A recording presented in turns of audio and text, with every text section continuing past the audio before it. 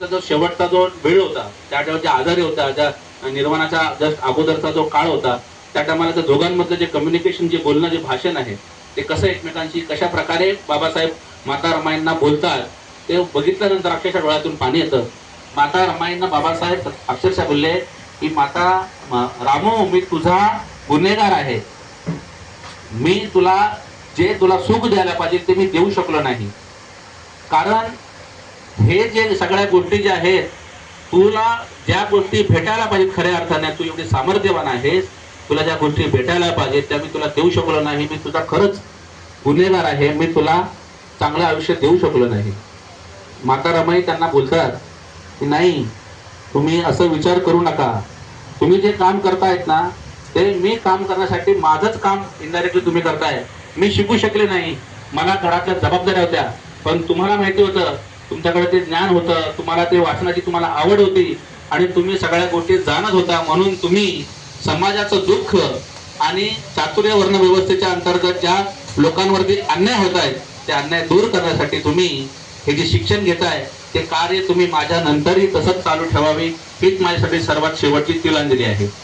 तर हे असे रमाबाईंचे जे वाक्य आहेत, माता रमाईंनी जे आपल्याला स्वतःची मुलं अर्पण केली, 5-5 मुलं जे आहेत ती त्यांनी त्याग केली. महात्मा ज्योतिराव फुलेंनी मुलं जन्माला घातली नाही.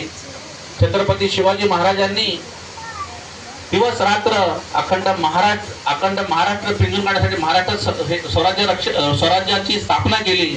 त्यानंतर संभाजी महाराजांनी देखील अखंड 9 वर्ष, शिवाजी महाराज गेल्यानंतर 9 वर्ष संभाजी महाराज सुद्धा घरामध्ये बसले नाहीत. संभाजी महाराज दिवस रात्र जे आहेत, शिवाजी महाराज गेल्यानंतर औरंगजेब बादशाह आहे तो महाराष्ट्राकडे कडी नजर होती त्याची, महाराष्ट्र त्याला स्वतःला हस्तकाबीज करायचा होता. पण संभाजी महाराज 9 वर्ष घरात न राहिले, रात्रंदिवस फक्त युद्ध करून त्यांनी स्वराज्याचं रक्षण केलं. तर अशा प्रकारे जेवढे पण महापुरुष आहेत, आणि सर्वात महत्वाचं म्हणजे आपल्याला जे आरक्षण भेटतंय, या आरक्षणाची सुरुवात जी आहे ते आरक्षणाचे जन्म छत्रपती शाहू महाराज त्या टायमाला महिलांवरती किंवा पालकांवरती, म्हणजे ज्या मुलांचे आई वडील मुलांना शाळेत पाठवणार नाहीत त्यांच्यावरती 1 रुपयाचा दंड, हा दंड लावणारे छत्रपती शाहू महाराज हे त्यांनी त्यावेळेस जाणलं होतं की आई वडिलांची परिस्थिती चांगली नाहीये, मुलांना शाळेत पाठवतील हे त्यांच्या शिक्षणाचे त्यांना एवढं गांभीर्य नाहीये, म्हणून त्यांनी त्या पालकांना दंड लावला. जे पण आपल्या मुलांना शाळेत पाठवणार नाही त्या पाल्यांवरती 1 रुपयाचा दंड त्या टायमाला छत्रपती शाहू महाराजांनी लावला. छत्रपती शिवाजी महाराजांनंतर त्याच गादीवरती बसलेले छत्रपती शाहू महाराज यांनी देखील एक राजा, आपण बोलतो ना रयतेचा राजा, कसा राजा असावा, बोलतात ना तथा राजा यथा प्रजा, हे जे ब्रीदवाक्य आहे, बहुजन हिताय बहुजन सुखाय, या ज्या गोष्टी आहेत हे अगर खऱ्या अर्थाने कोणी 2 राजांनी अगर केलं असेल तर ते छत्रपती शिवाजी महाराज नंतर छत्रपती शाहू महाराज.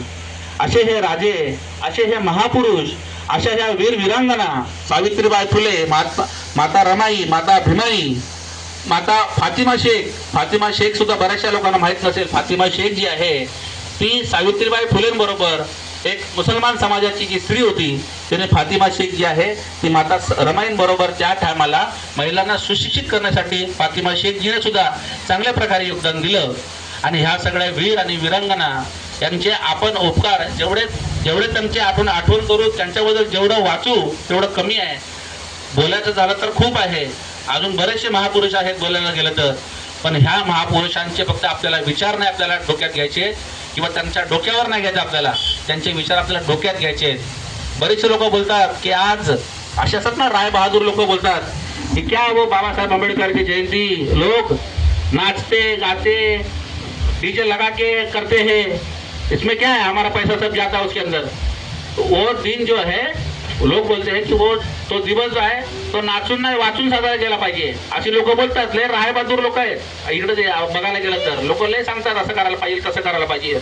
त्यांना हेच आपण सांगू इच्छितो की वर्षाला 365 दिवस असतात, त्या 365 दिवस पैकी 1 दिवस आम्ही नाचून करू, बाकी 364 दिवस आम्ही वाचून करू साजरा. तर हे जे आहे आपल्याला नाचून तर करायचंच आहे, पण बाबासाहेबांनी जे कार्य अर्धुरं सोडलेलं आहे, जे कार्य त्यांना करायचं होतं जे करू शकले नाहीत, खरं तर बाबासाहेब अजून 10 वर्ष जर हयात असते त्या काळात, तर बाबासाहेबांनी आपल्याला आज ज्या गोष्टी, बऱ्याचशा गोष्टी ह्या भारतामध्ये बऱ्याचशा गोष्टींची जी कमतरता आहे, राजनेता हे सगळे लोक ज्या निगेटिव्हिटली बऱ्याचशा गोष्टी करतायत त्या गोष्टी करू शकले नव्हते. आणि आजही बाबासाहेबांच्या पुतळ्याची विटंबना ह्यासाठी होते की बाबासाहेबांना ते आजही घाबरतात. कारण बाबासाहेब ही अशी व्यक्ती होती की ते हयात असताना सुद्धा त्यांच्याकडे बोट दाखवायची कोणाची ताकद नव्हती. कारण बाबासाहेबांकडे होतं शील, आणि ज्याचं शील जे असतं पवित्र, त्या माणसाला तो मरणोत्तर जरी गेला. कारण बाबासाहेब तसं बोलायला गेलं की Babasaheb is more dangerous than he death. म्हणजे बाबासाहेब गेल्यानंतर सुद्धा ते खूप खतरनाक लोकांच्या मनामध्ये रुजले गेलेले आहेत. बाबासाहेबांचे विचार जोपर्यंत सूर्य आणि चंद्र आणि तारे आहेत तोपर्यंत बाबासाहेबांचे विचार आणि बाबासाहेबांचं संविधान हे कधीही नेहमीच अबाधित राहील. आणि त्या संविधानाच्या अंतर्गत आपल्याला जे अधिकार दिलेले आहेत त्या अधिकाराची जाण ह्या प्रत्येक बहुजन माणसाने, प्रत्येक व्यक्तीने आणि प्रत्येक पाल्याने हा विचार केला पाहिजे की आपल्या मुलाला सुशिक्षित केलं पाहिजे, शिकवलं पाहिजे. कारण बऱ्याचशा ठिकाणी आपण बघतो की मुलं शिकतात, सवरतात, पण 10वी-12वी नंतर बरीचशी मुलं आहेत ना पुढे शाळेत शिकतच नाही. हा ॲव्हरेज काढायला गेलं तर ग्रॅज्युएशन पर्यंत आपल्या बहुजन समाजातली मुलं बरीचशी कमी पोचतात. परिस्थिती प्रत्येकावरती असते. बाबासाहेबांवरती जेवढी परिस्थिती आली ना तेवढी परिस्थिती कोणावरतीच नसेल आली. कारण बाबासाहेब ज्या टायमाला भारतामध्ये होते त्या टायमाला इंग्रजांची सत्ता होती.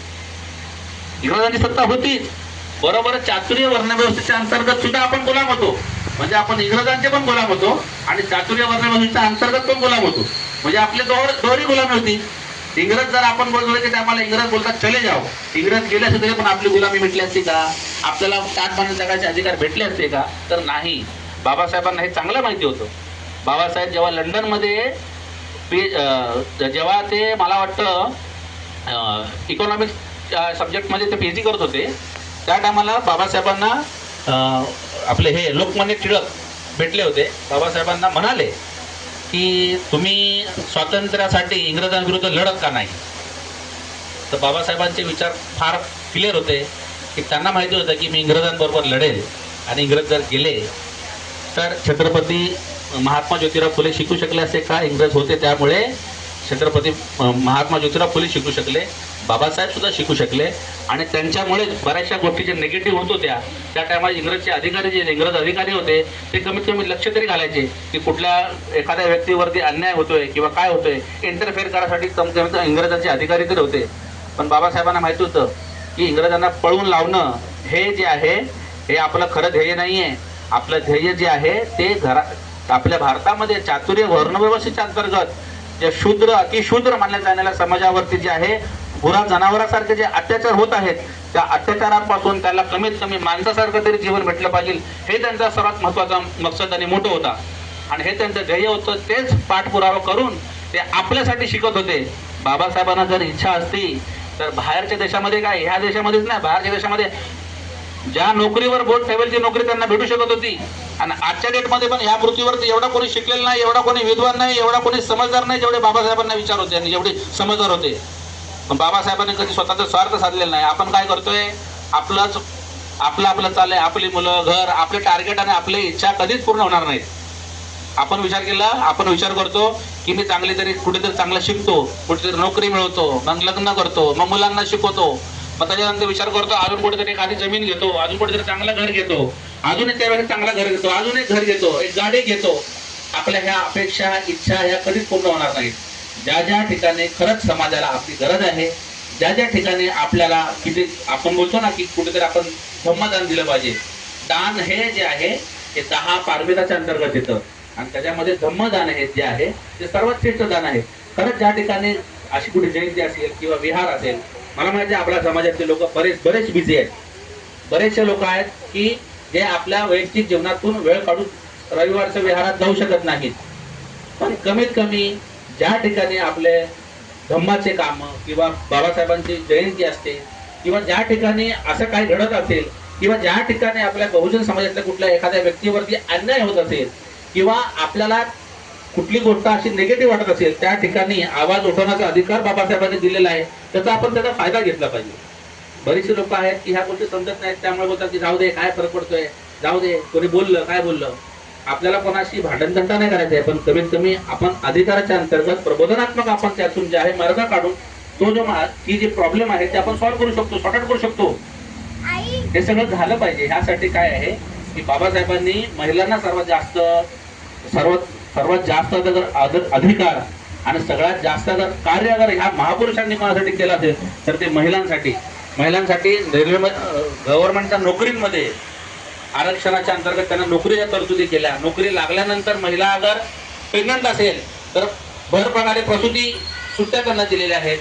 महिलांना आज आपल्याला माहिती नाही आहे, बऱ्याचशा महिलांना आपण एखाद्या वॉशरूमसाठी जेव्हा आपण रस्त्याला जातोय, आपण आपल्या कायद्यांच्या अंतर्गत बऱ्याचशा गोष्टी माहित नाहीये की एखाद्या महिलेला तहान लागली, एखाद्या महिलेला वॉशरूम लागली तर आपण विचार करतो की यार कुठे जाऊ कुठे नाही. बऱ्याचशा ठिकाणी नसतं ना, पुरुष काय कुठे पण उभा राहून बोलू शकतो, पण महिलांची गैरसोय होते. पण महिलांना म्हणजे अधिकारच माहित नाही.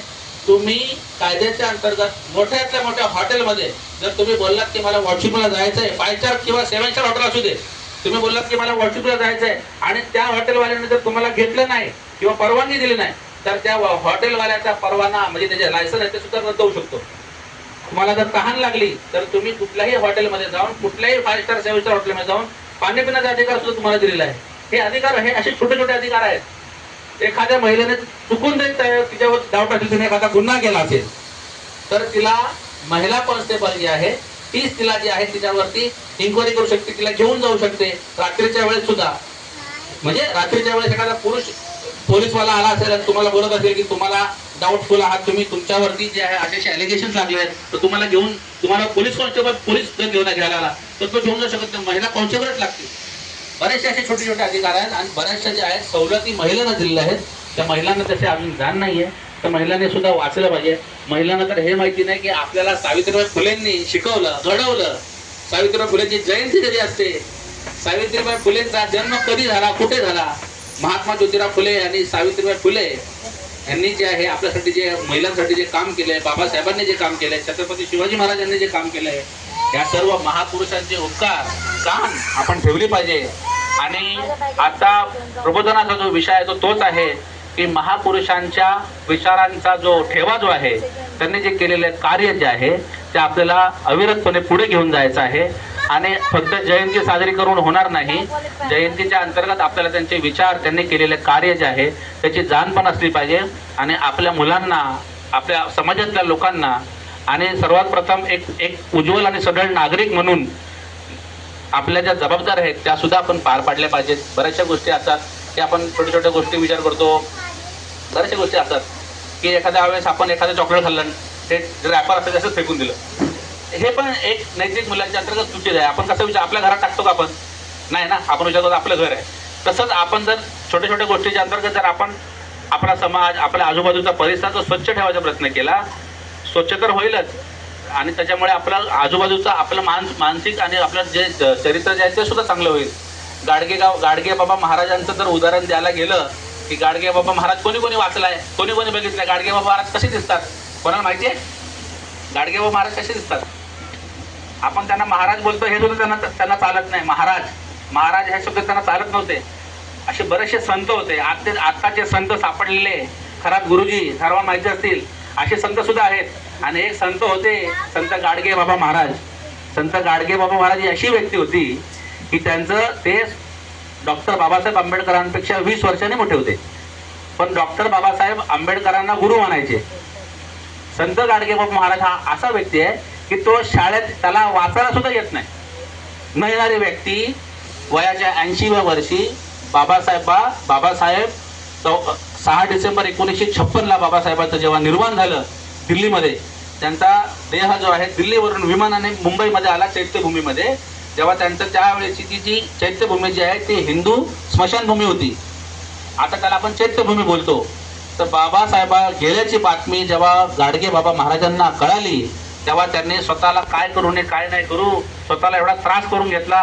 80 वर्षाचं जे वृद्ध माणूस संत गाडगे बाबा महाराज स्वतःला घरामध्ये कोंडून गेला. त्यांना एवढा त्रास झाला की रडून रडून त्यांनी 20 डिसेंबर 1956ला स्वतःचा, म्हणजे बाबासाहेब गेले 6 डिसेंबरला आणि 20 डिसेंबरला संत गाडगेबाबा महाराज यांचं सुद्धा निर्वाण झालं.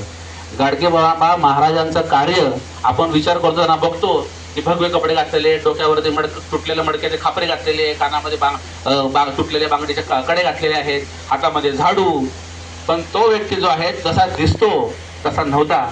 तो व्यक्ती जो आहे एवढा दिवसभर गावागावाला जाऊन गावगाव साफ करायचा आणि लोक बघायची त्या माणसाकडे, काय हे वेडा माणूस आहे, झाडू जिथं बघा तिथं झाडूच मारत बसते. जेव्हा सव्वा महिन्यानंतर लोकांची नजर पडायची एवढं गाव स्वच्छ सुंदर कसं काय झालं, तो माणूस सकाळपासून संध्याकाळपर्यंत नुसता झाडूच मारायचा, जिथे भेटलं तिकडे झाडू मारायचा. झाडू मारून त्याने गाव स्वच्छ सुंदर केलं आणि महिनाभरानंतर लोकांना माहिती पडलं एवढं आमचं गाव सुंदर स्वच्छ कसं दिसायला लागलं.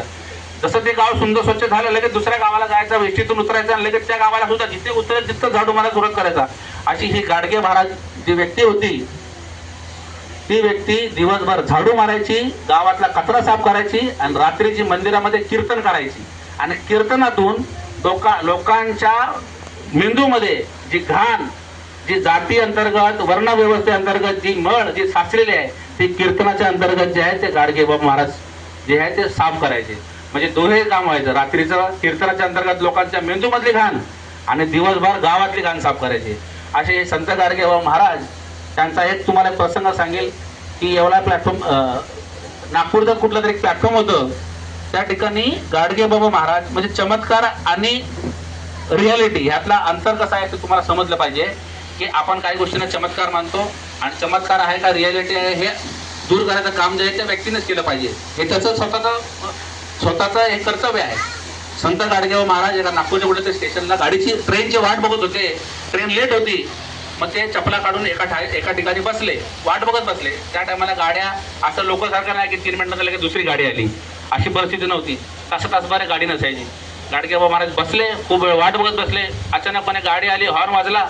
गाडगेबाबा महाराज गडबडीने गेले आणि त्या गाडीच्या डब्यामध्ये शिरले. आणि नंतर मग तिथे उतरताना त्यांना ध्यानात आलं की माझ्या ज्या चपला होत्या, माझ्या चपला म्हणजे वाहना, अरे माझ्या वाहना तिथेच विसरल्या, जिथे मी बसलो तिकडे. मग बोलले जाऊ दे, काय हरकत नाही.